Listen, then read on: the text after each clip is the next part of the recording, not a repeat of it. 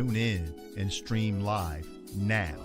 Social Therapy with Dr. Brother Suave, the podcast, is now being broadcast on NPN Voice.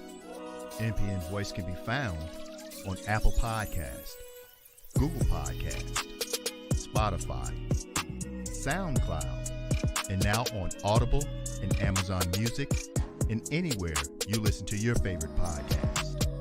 Social Therapy with Dr. Brother Suave, the podcast, now on NPN Voice. NPN Voice. Got voice. You heard?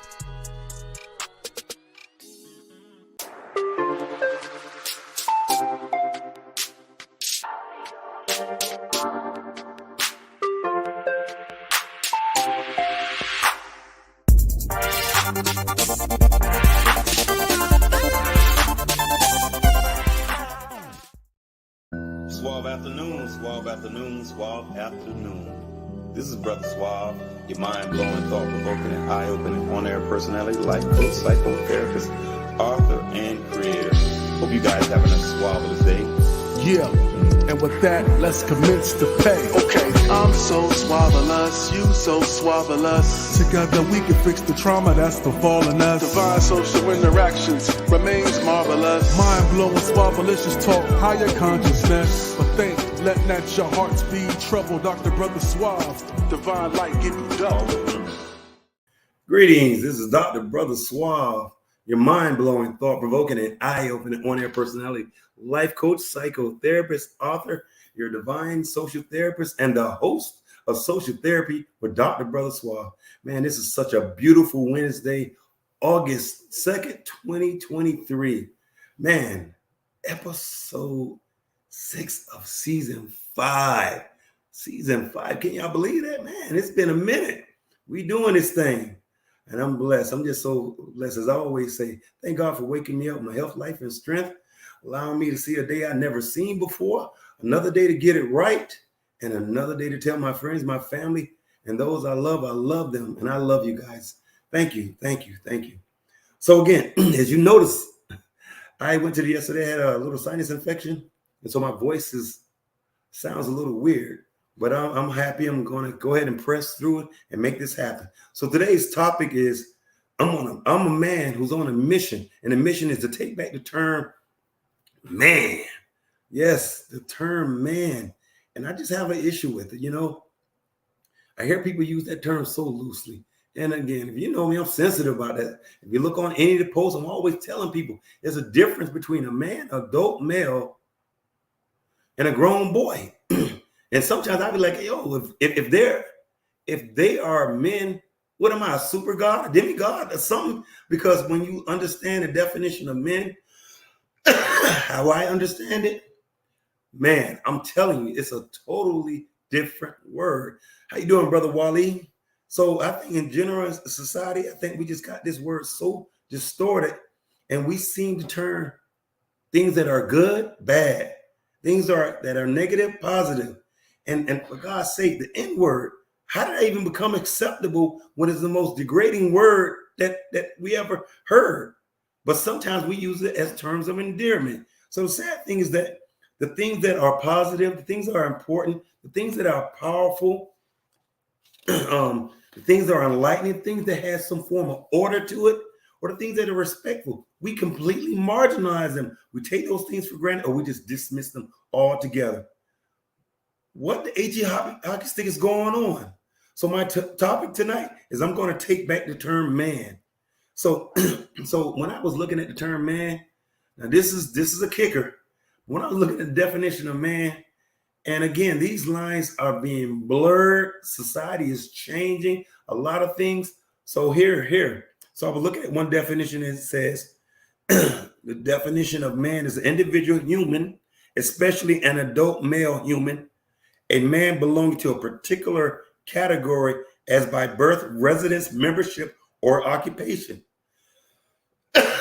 Usually a combination. And Webster has this definition. It says an adult who lives and identifies as a male, though they may have been said to have different sex at birth. Example, Mark is a trans man, a man who was said to be a female when they were born. I'm telling you, things are just different.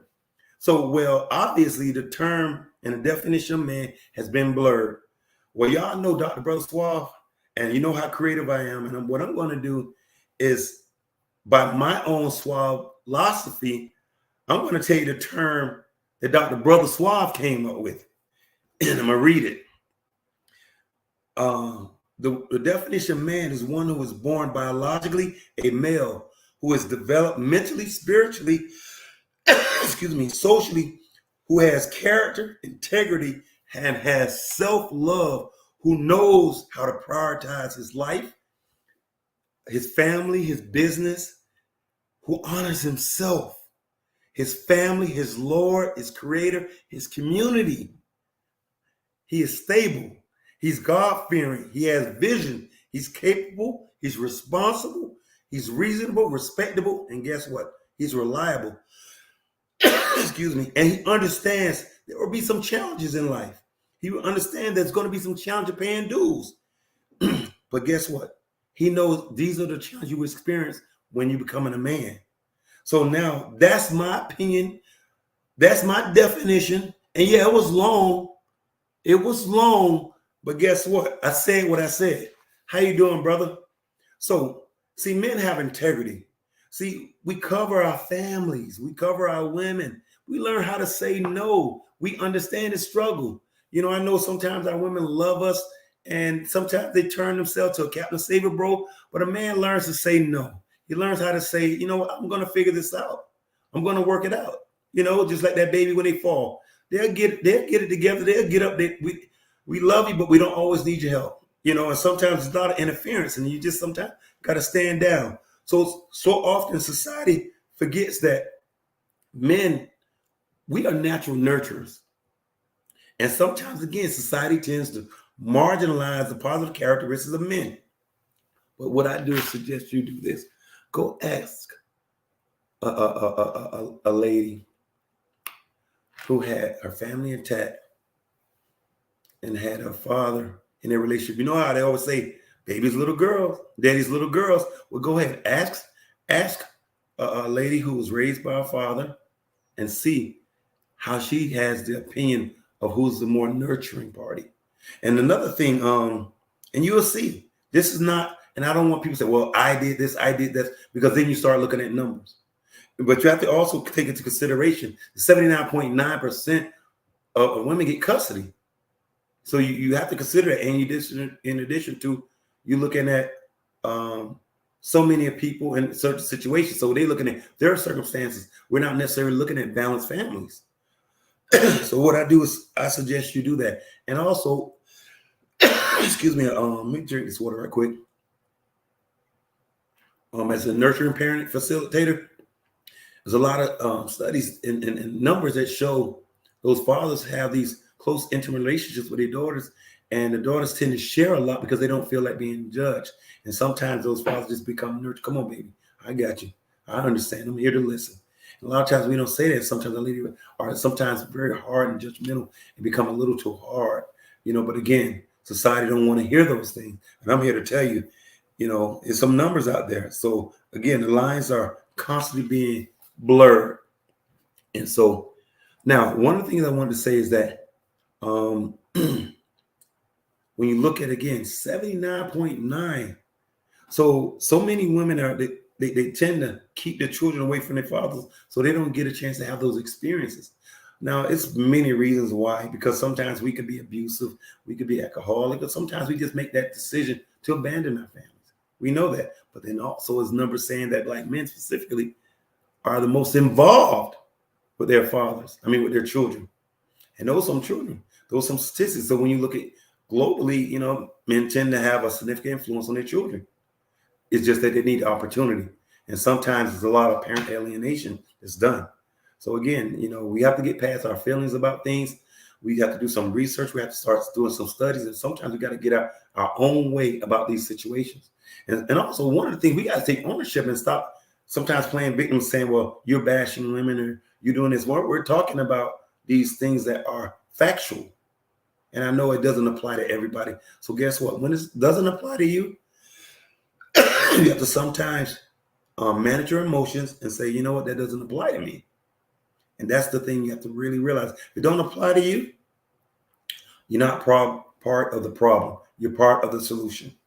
And so, again, there are so many intangibles and benefits that fathers need to be actively involved and not prohibited from seeing their children, because there's a lot of intangibles that we can provide our youngsters, such as instincts, understanding sacrifice, how to cover, basic things like opening the door, protection. These are things that we do a little differently, and we teach them values and learning how to understand boundaries, because a lot of times young men don't learn that when they're in different setting. Respect compared to love. Because again, one of the most important things to men is respect. That's our love language compared to love. Because women, the most important thing to women is love, and the most important thing to men. So men have to have respect, desire to get respect, and need to respect. And women desire and need and have to have love. But when you look at some of the things that happens, like, talking to those young boys any kind of way, and when they retaliate or act out, they say, hey, who do you think you're talking to? But they don't understand the organic nature of a male. He has to have respect. And you can't do that. You can't do that stuff. And so when we're teaching them emotional intelligence, teaching them how to think about things before they react, can't be impulsive. And these are some of the learned behaviors as young males get when they're in a different setting. For example, sucking of the teeth. Excuse me, those things go completely unnoticed by that mother. Whereas the man, it's like a color word, like, whoa, what you doing? And I can recall learned behaviors as myself as a child.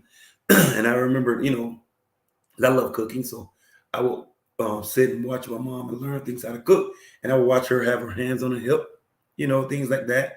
And if she does something, and I remember it was something I was doing, but I remember talking and I had my hands on my hip, and my pops was like, what are you doing? And I was like, what?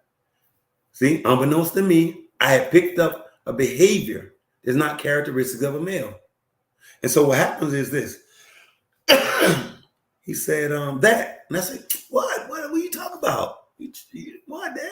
And so he said, sucking your teeth. That's not a man characteristic. So the being present is being able to help you redirect certain characteristics, because we need each other. You understand? We need each other in terms of when it comes to co-parenting, when it comes to teaching. So these are the things that's important when it comes to male characteristics and female characteristics. And I know some people say, well, I don't believe in that. But that's your preference. All I'm saying is there are certain things that I view, and these are maybe my perspectives, and I know there's millions more. I want to look at something. This is it says, when raised in a matriarchal family, you aren't really taught the significance of a man's presence if the woman of the family are angry and unhealed. Exactly. And that's a term I coined. It's called a matriarchal household mentality. And sometimes, again, the man is present, the philosophy, the perspectives are going unheard, unnoticed. And then what happens is, the term hurt people. Sometimes they hurt. And a lot of the things that they say, maybe against that male figure who happened to hurt them. And they say those things in the presence of children, specifically those males. And the next thing you know, he has a problem with males. And they don't realize the damage that's doing to that child. So now he becomes extremely aggressive. He doesn't understand male energy. He could be taught to, disrespected, and being completely taught to any kind of way by his mother. But then any male figure comes into life, try to be assertive with him, he gets super offended. But somehow he can manage to take all that verbal abuse and disrespect like it's nothing, because that has been normalized in his environment. So these are the things. That was a great point, Mo. Great point.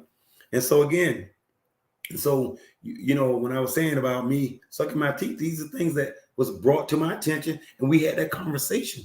And so this is what happens to a lot of things. So it could be terms of throwing out the garbage. You get frustrated, you do it, or tying the shoes. These things, no. Again, parenting styles for males are different from parenting styles from females. And so we have to always understand that. So what we do is like you're teaching that male not to go backwards and forward, and that dynamic is so toxic when you have the mother going backwards and forth like their peers. So inappropriate, and those are boundary. Those are enmeshed relationships. And they definitely are not appropriate. We teach them integrity, about taking accountability. Son, when you do something, just admit you're wrong and keep it simple. And so again, understand learned behaviors. And so taking responsibility. And I wanted to see social taking responsibility. Says another person. I like these questions. Social engineering and raising boys, making them sissies instead of men. I don't know if it's making them sissies. I just know they're picking up characteristics that are not consistent of characteristics of men. Because I could see certain things and the characteristics of a lot of us males, but I don't think it has anything to do with orientations. I just think it's certain things, as I said, learned behaviors. And so again, teaching them how to taking ownership. And one thing about a man, we ain't trying to hear those excuses. We're not trying to hear those excuses. So I'm not saying that women are doing a good job, but let me just let you know, good is not enough. We got to do better. We got to start raising the bar and looking at, we got to do better. We got to do excellent. We got to do great, especially when it comes to dealing with the lack of awareness and the needs of our boys. We got to understand they need this redirection. They need this firm, not the screaming and yelling, making these promises and don't fall through. You have to say what you mean and mean what you say. That's why effective communication is vital. You understand? So it's just that simple. You got to be having self-awareness of how you do. And if you're a single parent, you can't just be, when you have boys, you can't just be a mother. You have to be the objective parent, because you have to be mindful how you carry yourself. And there's nothing wrong. You have to be feminine because that's who you are. However, you have to watch who's watching you. Because trust, if he see you little boy putting on the makeup and the shoes, he's going to try to experiment. He's going to do it. So it's your responsibility as a responsible parent to have that conversation with him and say, these are the things, because if you don't redirect the behaviors, trust, they're going to follow suit. So, and so we know that these are the things that our youngest are not taught when they're in that environment, So these are things that by men, we tend to teach them. So again, I always say there's a big difference between a grown boy and an adult male. And that's what you get when you don't pay attention, because you're going to get those type of outcomes. And this which leads to frustration to our women in the future. Because what happens is when one generation is not teaching it, they're going to see this as evident that they weren't taught, and we'll see who's raising them. So you have to be mindful of your parenting skills. So many times I hear this, well, they don't teach you how to be a parent. They don't write books. Well, guess what? They have thousands of books. It's just that we learn these things by social learning, but that's just not true. There's millions of books on parenting. Again, I'm a nurturing parenting facilitator, and I'm gonna tell you, there's a lot of parents who just don't know basic skills in it, and communication is one of them. I want to address this question. It says, I learned that I needed to redirect based on our values, not culture. Culture will have those kids so confused. Absolutely. And so those are the things we have to be mindful. And that's why I talk from a social, spiritual, and clinical perspective. Because when you're talking about social, this is a term, insanity cycle. Doing something over and over and expecting a different result. And then you're doing a clinical. It's called patterns and repetitions. Still, patterns, repetition, repeating itself over and over. And the last but not least, generational curses, repeating and repeating and repeating. And this is what happens when we continue to repeat these patterns. So sometimes we just got to slow things and look at how I felt, what I experienced, and how can I stop that pattern? How can I stop that generation curse? How can I stop that insanity cycle? Because in reality, we know how it made us feel. We know how it influenced us, but we just don't want to communicate that to other generations. And that's important that you do. Transparency equates to empowerment. So we have to be able to talk about these things. We can't be afraid to talk about it. So again, we have to always, again, take into consideration of the 79.9 women who have custody. Here's another question. Okay, it says by Mr. Cutfoot. It says, I'm sorry if I mispronounced Osanar. Oh, yes. Oh, how you doing, Oh? It says, how should young men of this generation learn to face adversity, challenges that hurt their development as men? I'm glad you say that. Now, here, a little thing that I do know about you, Oh. You're educated, you're smart, you're driven, and you world travel. You see? Suppose somebody taught you that. See, when you have an interest in something, you pursue it. It's like when you have the first generation college graduates. When you have people, when they want something, just like I'm going to tell you, a person who say, well, I didn't have a father, so I didn't learn how to do this. Well, let's say you grew up in poverty and somehow you want to get out of poverty. I guarantee you, you want to make money. You somehow take the initiative. And a lot of people who didn't have money, they took the initiative and go to drug dealers, say, hey, bro, put me down. Show me how to do this. Show me the game. Put me in the game, coach. See, they take the initiative to do things they want. So again, you know, people can learn because people are a lot more intelligent than we give them credit to. We give them credit for it. So again, people can do that. Oh, you know, you can, and also seek mentors. That's why when I see people saying I don't have them, listen, you know, I took the initiative, and you see our relationship over the past 6-7 months. So you know how I am. You can take the initiative, and I can tell you this. I remember when I was young, and I remember I was at the Black Businessman Convention downtown Miami, and I met this individual. I was the daughter of Les Brown, and I remember meeting him, and I asked him, would he be my mentor? Just simple yes or no.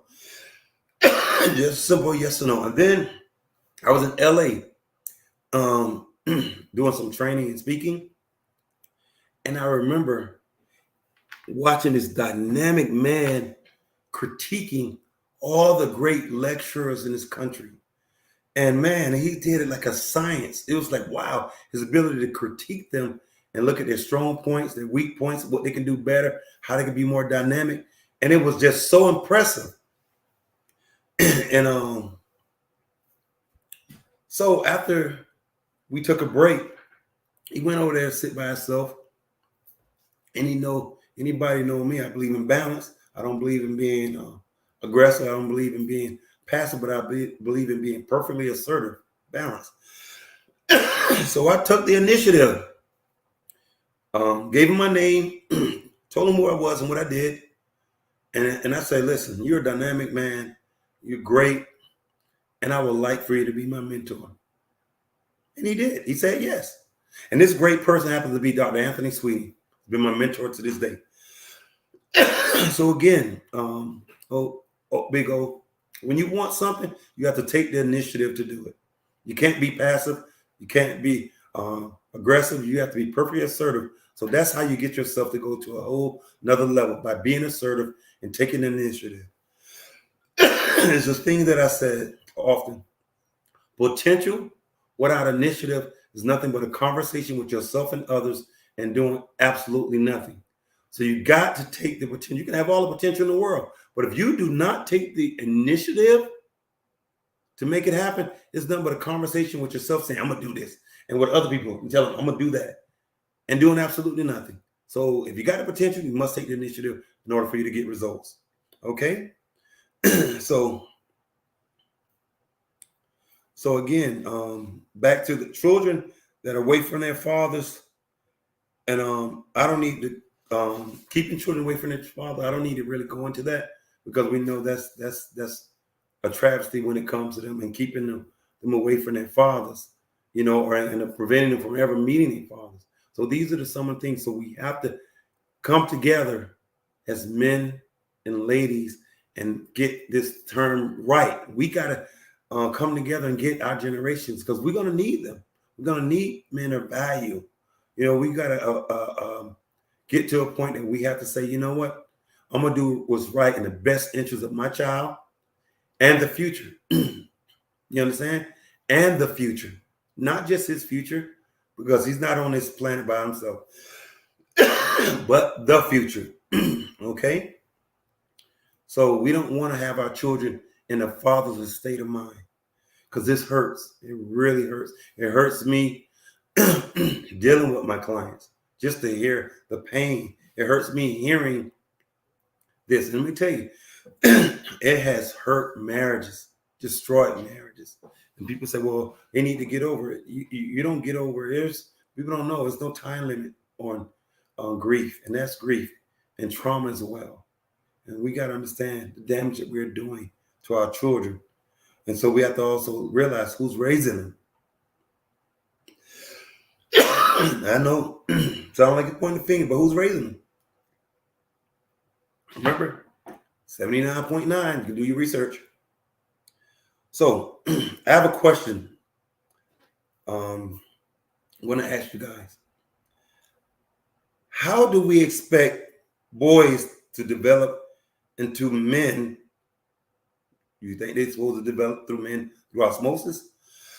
So anyone who's listening to this broadcast, the question is, how do we expect boys to develop into men? So what I'm going to do is go into station identification, and we'll be right back with Social Therapy with Dr. Brother Suave. We're shining bright, and we're shining the light on us like no other.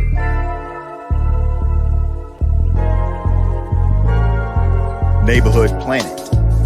Our neighborhood, our world.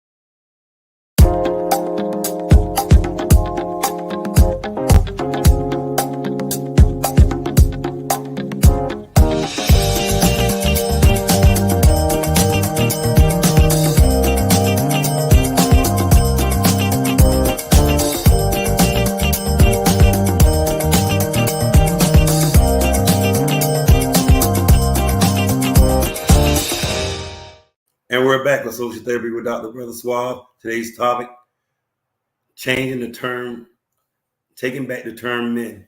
Listen, when I was on the break, I was thinking, I'm like, this is why last month my voice was so jacked up and I just didn't want to come on.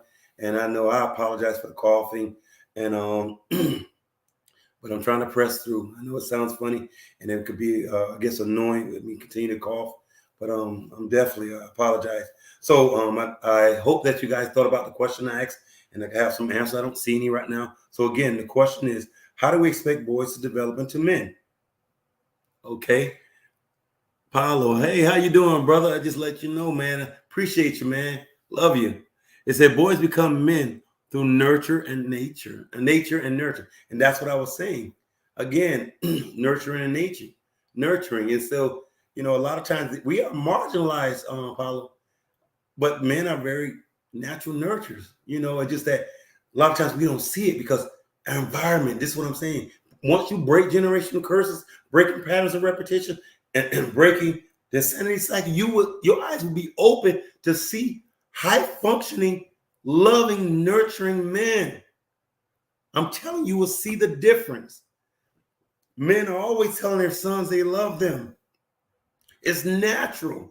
We hug, we kiss our sons, we tell them we love them. It's so freaking natural. And again, when we say these people are trying to tell us about their experiences and not marginalize their experiences, but again, when we look at those large numbers, again, so many families are broken. Over 70% of families are born out of wedlock. And so we're not seeing this thing because we're so far to the left. We're not being able to see the balance. It's not 50%. It's not 80%. It's over 70%. That's a great percentage. I'm not saying it's function, but it's just unfortunate. And I just want to address this next question. Thank you, guys. I just want to tell you, thank you guys for engaging. I love the engagement. It's powerful. And I just tell you, when I say I mean it, and I appreciate you, I appreciate you. So here it is by Brother Wally. It says, so if there is no culture, how is the child supposed to model behavior? The LGBTQ has values. And is that okay for our culture? Again, I think the brother was trying to talk about a generic culture in terms of how we see it without the changing of value systems. You know, and again, that's why I was saying things have changed when you're looking at the definition of men. Things have changed, and that's why the lines are blurred. Okay, Brother Wally, thank you for that. So again, so when we sit there and the questions, how do we expect boys to develop into men? I think this is completely illogical to think that it's possible that our young boys can develop into men, considering all the things that are against them. That's why it's imperative that we take the initiative when we out there in those streets. We talk to brother. Anybody know me? I'm going to talk to a young brother and sow into his life, give him some game, and teach him how to be forgiving, loving, and nurturing, and also how to manage his emotions, and also sometimes give a brother a pass when they get into conflict. Okay, it says, I believe the best way is for them to see a man exactly present, modeling. It says, we got to see it before you can be it. Absolutely. And when males who do not show manly traits are around, be sure to point them out, because it is right. That's why I told you when I was doing this and sucking my teeth, that wasn't a manly characteristic. It was more feminine and more female characteristics. And again, I'm not here to offend anybody in the LGBTQ. I'm just talking about, because I'm a man advocate, and I'm going to advocate for what I believe men and what we stand for, and without blurring the lines. You know, so this is my stance. Like like he says, LGBTQ have their values. Well, I have my values, man. Anybody know? I don't have to agree with you to respect you, okay? But I'm going to have my values on it. Oh, how you doing, Miss Ernestine? Says, by example, positive male role models. Exactly. And so what I do is, a lot of times, again, I like to put emphasis on positive men role models. Because, again, the difference, because, again, see, when we're born, Miss Ernestine, there's two things are born, a male and a female. So a lot of times they call us all men, but no, we are all males. We have to develop and earn that title of being a man. You understand? So when I say positive man role models, and so they can see the difference, you know, we can see the difference and how they carry themselves, the responsibility and other things. And I do put that emphasis on masculinity as well. Okay? So thank you for that. Mr. Brown, how you doing? Good evening. Or should I say suave evening? Paulo, Mr. Parent, it said Western society, European, is completely detached from reality, nature, God, and is attempting to destroy God's creation on every level. Now, you know what? I'm glad you said that, because everybody has different philosophies, religious philosophies, but the core values of anything spiritual or relating to any God or any superior being, it has its order. This is why all the religious philosophy have 10 basic principles. And society is just excuse me, changing so much of order. That's why I'm saying order is so essential, and they're doing it on every level. And again, we have to be strong enough to see the works of the enemy. We have to be mindful of that. Again, you don't always have to have your religious philosophy, but I guarantee you have some values and support when it comes to having positive man role models in their life and try to keep some levels of order. Okay. So again, I just think that we got to stop all the marginalizing, and we got to have a standard. We have to have a standard. We got to stop saying this is not a characteristic of man. But guess when something happens, the first one you're going to ask is that masculine man to come and protect you. You're going to hide behind him. So that's just the way I see it, and I've seen it millions of times. Brother Wally, kaboom, truth. We're getting there, my people. Let's hold accountable the ones who stray away from our natural tribal ways. Absolutely. Again, I say it's natural to us. We're natural protectors and providers. But what happens is when these dynamics change, and we are so many of us, 70% of this environment, we pick up these behaviors, and we're not at our organic state. We don't become natural protectors and providers, and these are deviating from our tribal ways. So again, we have to understand how important it is, and we got to improve in our communication, our love language, and our parenting styles. And we got to understand our parenting styles are different. We got to understand about respect and not always being challenged. I know mothers, I know y'all love y'all kids, but our love language is different. I don't want you to be under the illusion that you love your child more because you do the cuddling and you thinking you're protecting them. Because let me tell you something, protecting could be considered dark love, because it's hard to tell the love they're giving is wrong.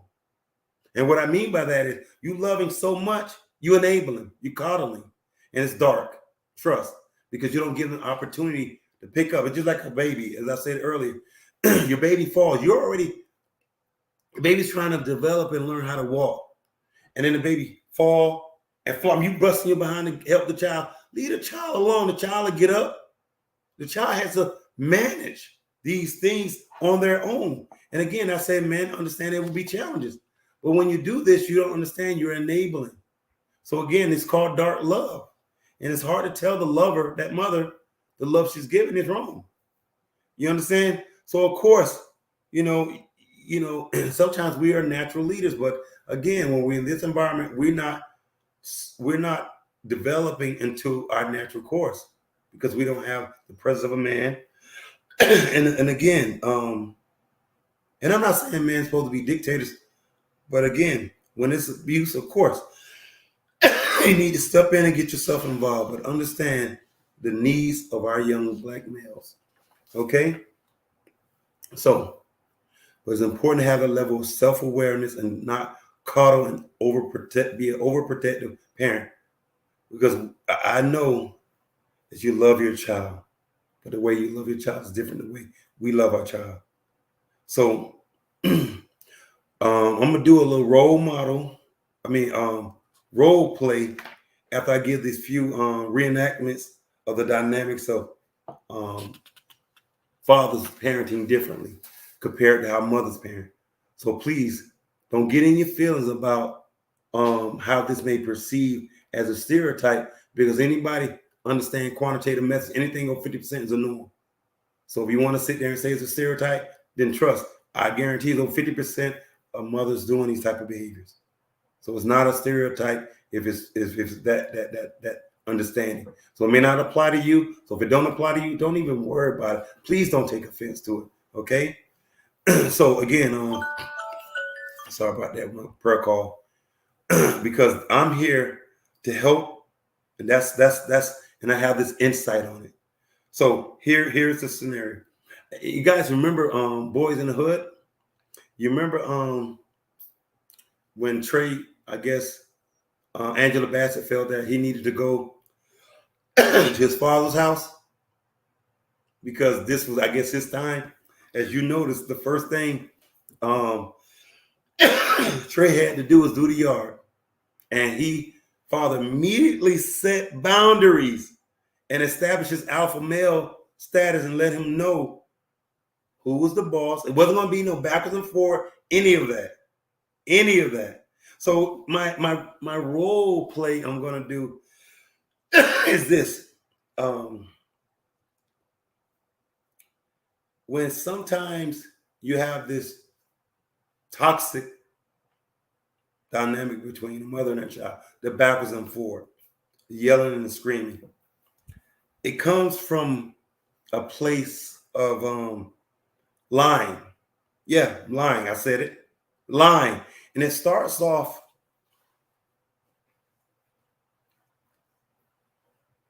at a very early part of a child. I got this. It's going to represent a baby. So the role play. So the mother is cooking. And she's doing a lot. She worked all day. She's doing so much. So she's cooking. And she says, listen, mommy's trying to do this, cook this food and prepare dinner for all of us. I had a long day. I got to cook this first. I'm not picking you up because I got to get this done. And I won't be able to get it done because you keep crying. So I'm not going to pick you up. I can't keep doing this. I'm not going to keep doing it.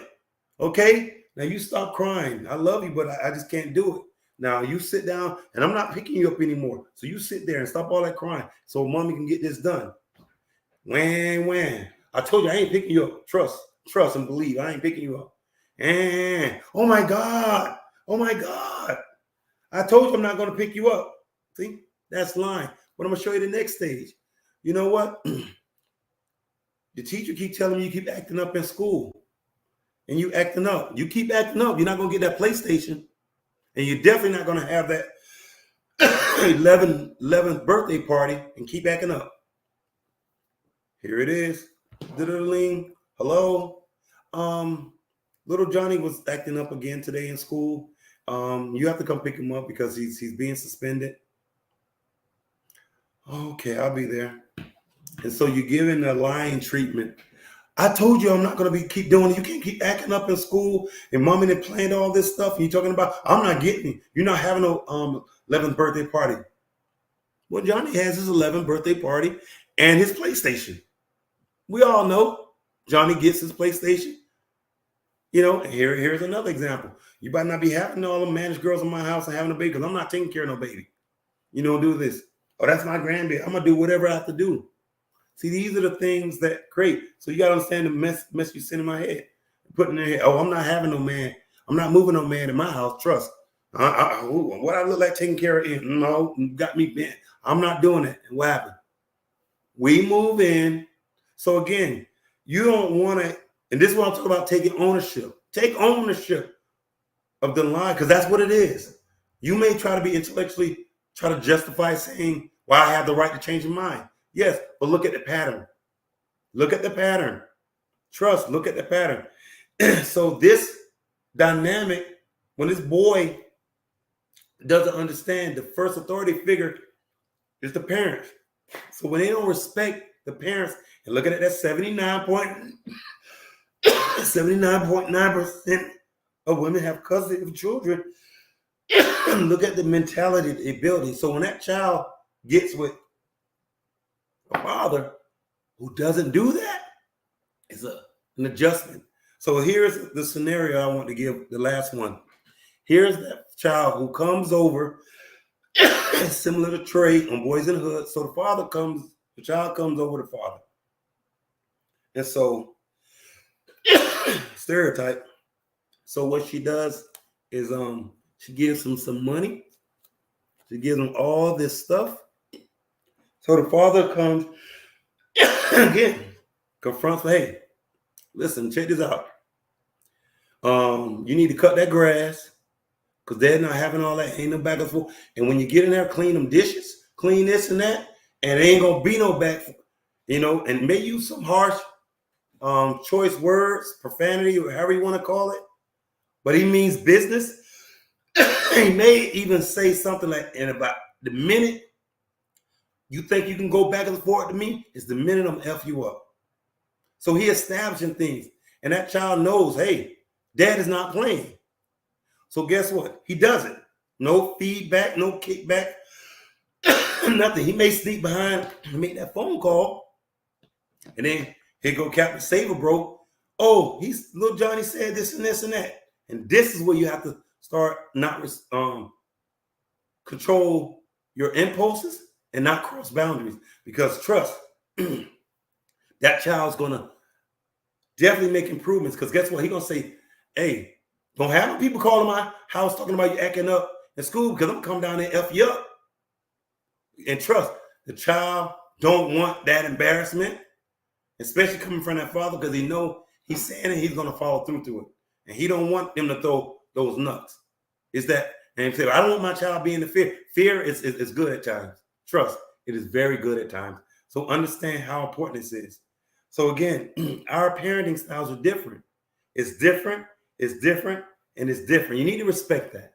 Because one thing about it is, they know we say what we mean what we say. So all that disrespect back and forth, we're not going to have someone disrespecting our house and then they're going to come back and stay in our house. And that's one of the things. Once we say out, we out. Dad, can I come back? No. We say what we mean. And we mean what we say. And that's one of the things that when I said about communication. So those are the scenarios. So one of the last things I'm going to be going into is that we use the term men too loosely. So again, we're taking this back. and I'm sick of it. I'm sick of using that term loosely. As I said, if they're men, what am I? Trust. See, if all these dudes are men, what are the real men? Are they demigods? Are they gods? Because ain't no way these dudes y'all calling men are men. They're grown boy and adult males. You know, they are exactly what I call them, grown boys and adult males. And it may sound offensive, but here you could come up with another way that's not nearly as offensive, you know. But if you worry about, we say the N-word all the time. We don't worry about that being offensive, but I'm gonna leave that alone. So here's my suggestion. If you want to don't call them men and you want to play it on the down low, you could say dudes. You could say guys. You could even play it off and say my brother. You could play it off that way, you know. But trust, you can see the real difference in how men do things versus these grown boys. You know, you can see that we move different. You know, we open the doors. We carry ourselves different. We talk, think, and we carry ourselves completely different. We prioritize and we put the best efforts to have stability. Y'all understand that? You know, so what we do is we try to have stability before we even get into a committed relationship. But that means we prioritize, and that's the difference between those grown boys and those adult males. They're not doing this. Trust, they're not. And for the life of me, I can't understand, and I'm getting pissed off, why in the HE double hockey stick, y'all keep getting, but never gonna get it. I mean, like I said earlier, he needs to have some basic ability to have some needs to take care of himself. And if he can't take care of himself, he can't take care of you, and he can't take care of a child. And you're around here dealing with somebody who ain't got no transportation, no shelter, no career, no job, no drive. How on the HE double hockey stick, how you think it's gonna turn out? Really? And you want, and this is what I'm talking about, taking ownership and saying these guys, no, we can't go as far as you let us. We can't get none of your nookie. We can't get your phone number. We can't get anything without your consent. So it's about time you take ownership and let us deal with these brothers who don't have their act together, and we'll talk to them. But then you got to understand, stop crossing boundaries. Stop saying we talking to them too men and too harsh when we talking to our sons. They can deal with it. They're not that fragile. You making them fragile. Trust, you are making them fragile. So again, trust the process. You know, and so we can make our young men leaders, but we need you to have our back and try to somewhat be on the same page as us and not trying to fight us every freaking step of the way. You understand? And so he will be a leader and he will learn how to protect his family and he'll learn about respect. And so this is important. So I got a question. I want to ask, how do you think this will turn out when you settle for this kind of individual? How do y'all think this is going to turn out when you settle for this type of stuff? We see it all the time. So anybody here, how do y'all think this is going to turn out? We see it, but I want to hear from you guys. If I don't get an answer in a minute, I'll just move forward. But I want to, that's why I say, how do you think it's going to turn out when you're selling, getting with people who don't have the ability? It's high probability just going to become a single parent. It's going to be a statistic, because poor judgment is poor judgment, and you take ownership of this poor judgment, and this is why it hurts our future generation. So when we look at the term I coined, relationship resume, look at those things and look at the people you've been dealing with. And so it helps you reflect back on those individuals that you dated, and it wasn't compatible. They wasn't intelligent, they wasn't spiritual, they wasn't social. They just, thank you, awful outcomes. Exactly, single parent. And that's why, people find out. Thank you for that, Brother Wally. So again, they're not equally yoked. I did a show about this, equally yoked, and I talked about relationship resume. So your relationship resume is just like your equal yoke. You can have the same spiritual philosophy, but it's the same things as not having somebody that's compatible with you intellectually, spiritually, financially, socially, developmentally. They have to be more equally yoked than other things than just the spiritual philosophy. So, and I remember these things. So you have to think about those things. It's not going to turn out the way you think it's going to turn out. And that's the thing that we have to be mindful. And there was something that my last week's guest, Mr. Kingsley Grant, he posts this, and it says, "Dear wife, if you choose to marry a boy, not a man, don't be surprised when he acts like one." So again, the difference. So don't be all surprised and say, "Oh, this and this and that." And so one of the people responded to the person. She said, "I married 2 mama's boys and I didn't learn my lesson yet." And the other person said, "Sometimes a girl will marry a boy thinking that he will grow into a man." And I'm going to get to that question. Just hold on. And see, and this is what I talk about when it comes to the term I call RRJ, romanticize, rationalize, and justify. So many people talking about living on potential. Well, again, it's that's why I say I don't understand. It's obvious that it's not going to turn out, as the brother said, horrible outcomes. It's best to leave that alone and keep it moving. Parent, it says our society is collapsing because the foundation of society is father, mother, and child. That's the order. When I was in seminary, that's what it is. The order is your personal relationship with God, your spouse, your children, and then the ministry. And so we all know who's designated and ordained to be the head of the household.